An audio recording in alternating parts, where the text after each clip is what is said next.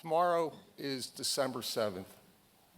December 7th, 2015, a couple things happened that affected my family and myself greatly. Let me back up from there about a month. My wife had gone to her doctor for a routine physical. While she was at the physical, she talked to her doctor and was concerned about the history of heart disease in her family. Her father had passed away from a massive heart attack when he was in his 50s. The previous month, her brother, who was also in his 50s, had a very serious heart attack, but he survived. So as part of that conversation, the doctor said, okay, I'm going to send you down for an x-ray. Later on that evening, we received a phone call from the doctor. Now, it's never a good thing when you get a call late at night from your doctor. He went in and said, Andy's heart looked fine. However, there were some things going on in her lungs that were cause for concern. So to jump forward a little bit, Andy went through a lot of tests, a lot of scans, and everything was inconclusive. So the next step was going to be a lung biopsy. December 7th, 2015 was the day of the lung biopsy. We got to the hospital, got her in the pre-op. I was there with her the entire time. They let me go with her.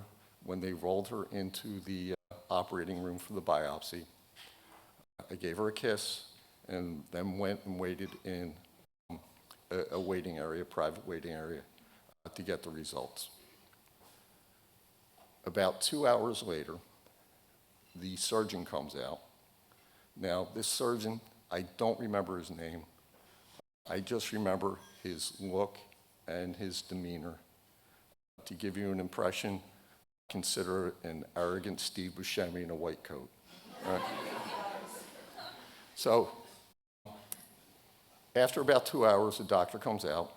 He was blunt, to the point, and said, Andy did well in the biopsy, the surgery was fine, and she has stage 4 lung cancer. It's like, okay, great.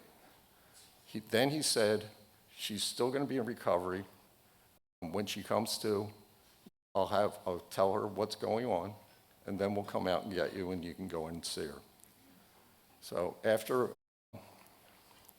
about another hour or so, the nurse comes out and says, okay, you can go back and see Andy now. I walk in, and I have tears in my eyes, and I was just shaking my head and said, dear, I'm so sorry, I'm so sorry. We'll just figure out what we need to do next. Andy said, what are you talking about? Why are you so sorry? At that point, I found, and it was pretty apparent, that she had not been told. So I was the one who had to break the news to her. So that did not go over too well at all. So as we move forward from there, we start stepping through different pieces, the doctor's appointments, oncologists, the whole bit. One thing for anybody in the room who's had somebody in their family that's had cancer or has had cancer themselves, most of the time they will tell you that there's certain eating habits that you should abide to that make your life last longer. This was not the case with Andy. Every time I asked that of one of the doctors, they said, it really doesn't matter. She doesn't have that much time left. She can eat and drink whatever she wants. It's more important that she should have fun. So we kind of took that to heart, right? Now, Andy and I, we always had a great relationship. After she was diagnosed, we spent a lot of time on day trips. That summer, the following summer, we actually did weekend day trips, driving, and we actually hit 43 wineries in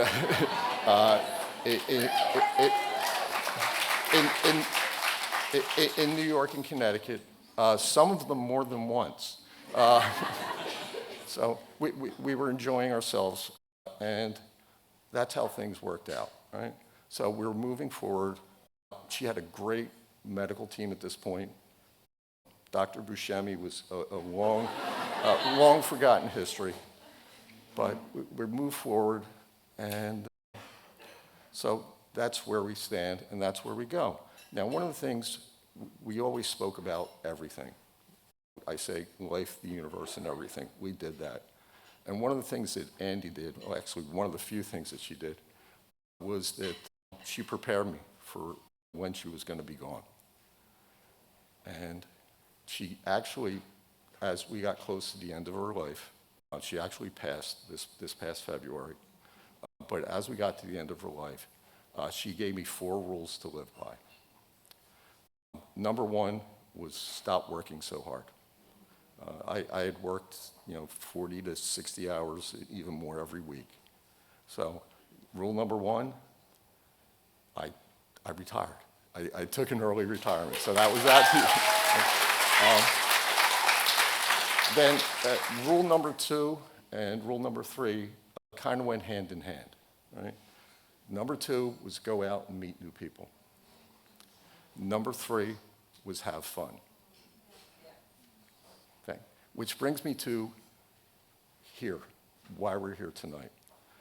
One of my friends turned me onto the Moth shortly after Andy passed away. Since then, I've been to StorySLAMs, Grand Slams, main stages, anywhere between Vermont and Washington, D.C., and a lot of individual places in between. And the environment that's been created here and is shared by everybody has been phenomenal. I've actually made some great new friends through this entire piece. And for that, I want to thank everybody.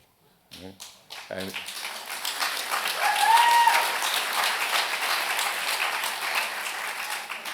And if Andy were here tonight, she would thank you all for taking such good care of me. Thank you.